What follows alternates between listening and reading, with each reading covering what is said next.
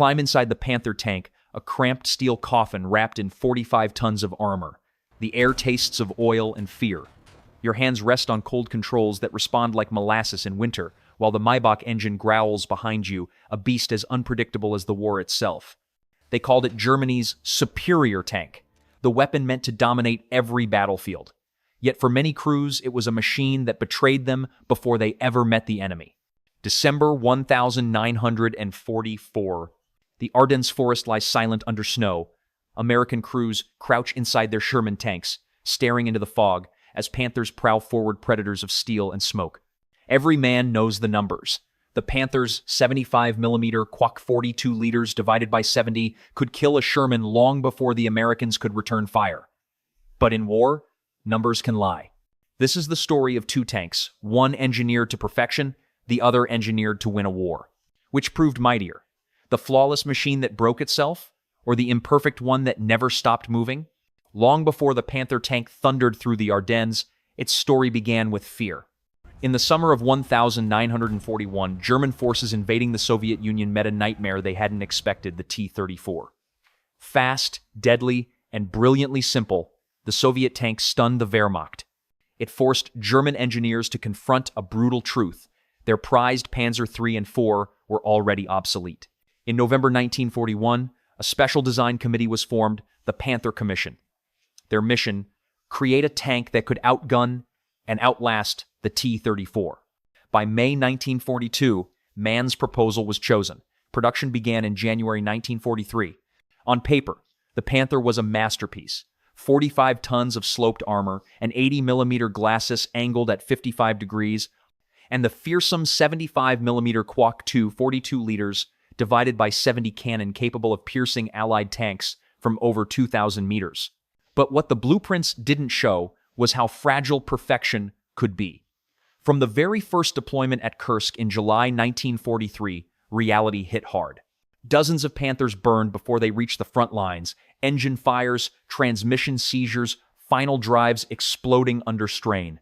Hitler's demand for more armor and a heavier gun had pushed the design far beyond what its drivetrain could bear. The Panther was born too heavy for its own bones. Meanwhile, across the Atlantic, American engineers followed a different philosophy. The M4 Sherman wasn't built to be the best tank, it was built to be the most reliable. Simpler to produce, easier to repair, and light enough for transport across oceans, it embodied American industrial logic. Good enough. In every area that mattered most for total war. By late 1943, these two design worlds were on a collision course. Germany's quest for technical supremacy met America's doctrine of mass production and combined arms. One pursued the ideal machine. The other built a system to win wars. The battlefield would decide which philosophy would endure and which would vanish in smoke and steel. December 1944. The Ardennes forest was frozen, silent, and waiting. Through the fog rolled the German Panthers, 45 tons of steel predators slicing through snow and pine. Their arrival shattered the quiet like thunder. Inside the Shermans, American crews braced themselves. Every man knew the legend. One Panther could destroy 5 Shermans. But legends die fast in real combat. The Battle of the Bulge was not fought on open plains where long-range gunnery could rule. It was fought in forests, villages, and narrow roads where vision was measured in yards, not miles. The Panther's long WK 42 liters divided by 70 gun and thick frontal armor gave it terrifying power if it could move, if it could see, if it didn't break. But those ifs became fatal. The final drives groaned under the weight. Engines overheated. Tracks froze in snow and mud. Many Panthers were abandoned with full fuel tanks and cold engines, not defeated by the enemy, but by their own design. The Shermans fought differently.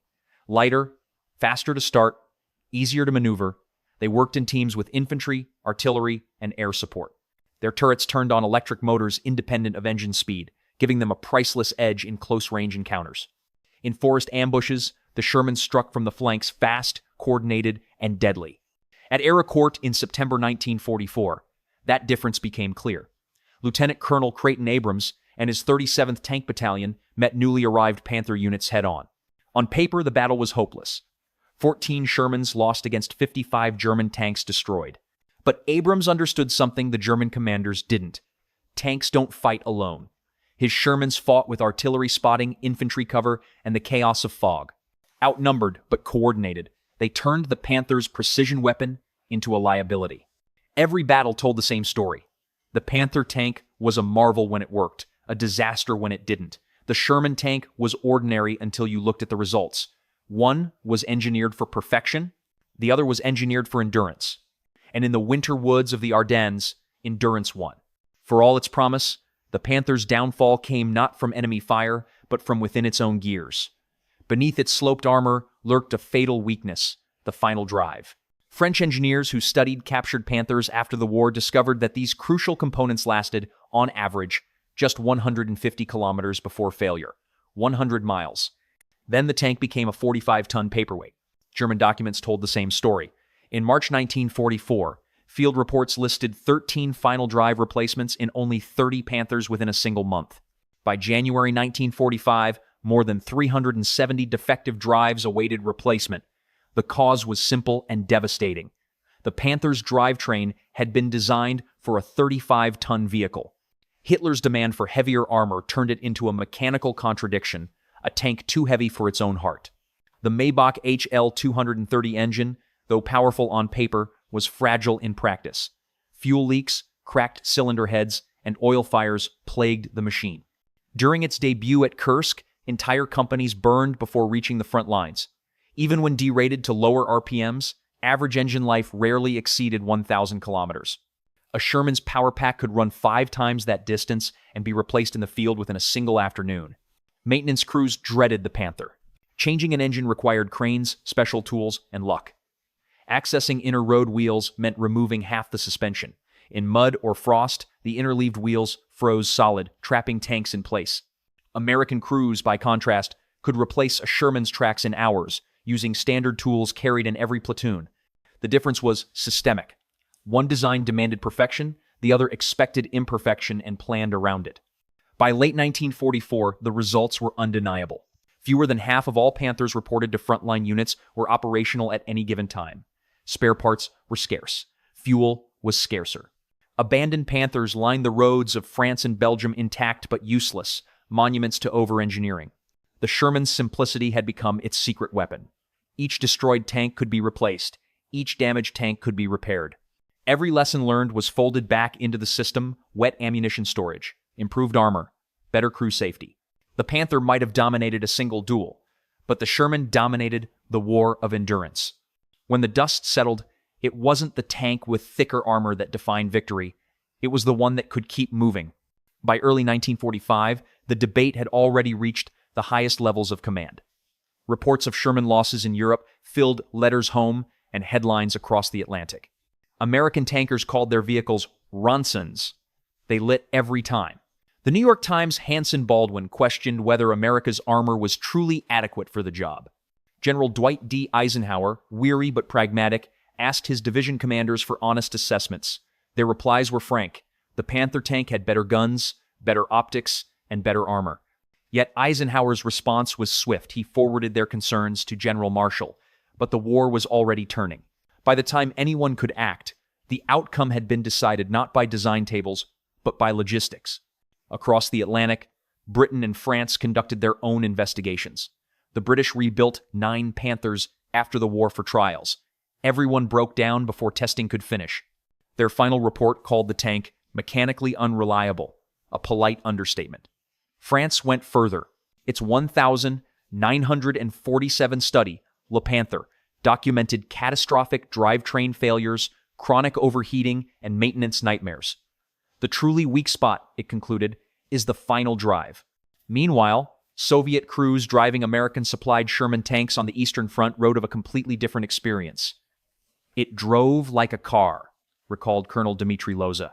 Reliable, comfortable, and quiet compared to the T-34. In Israel, those same Shermans rebuilt as M50S and M51S would still be fighting 30 years later against Soviet-made armor, proving that a sound foundation can outlast generations. The world had its verdict. The Panther tank dazzled historians with numbers. The Sherman tank impressed soldiers with results. One was a mechanical marvel, the other a soldier's friend. And in every post-war evaluation, Reliability, not firepower, defined the line between glory and failure. The lesson was already echoing across armies worldwide. The perfect weapon means nothing if it cannot keep fighting. When the war finally ended, the evidence was scattered across Europe: burned-out hulls, frozen engines, tanks left behind on quiet country roads. Panthers, once symbols of German engineering might, now sat abandoned in ditches. The Shermans kept rolling east, engines humming, crews weary but alive. On May mornings in 1945, as American columns crossed into a ruined Berlin, they passed the carcasses of Panthers still gleaming under the soot. The war's outcome was already written in steel. One tank had survived the numbers, the other had survived the war. The Panther represented a seductive idea that perfection wins. It was the engineer's dream, the tactician's fantasy, the propaganda poster made real. But it also represented a fatal arrogance. Believing performance on paper could overcome the realities of fuel, spare parts, and human endurance. The Sherman, in contrast, was born from humility. It did not promise supremacy, only consistency. It could be built, shipped, repaired, and trusted. And in total war, trust is the difference between survival and extinction. History delivered its verdict. 6,000 Panthers built, most lost to breakdown or abandonment. Nearly 50,000 Shermans built, thousands still running decades later. One design vanished with its empire. The other evolved into new generations that served nations across the world. Wars are not won by weapons alone.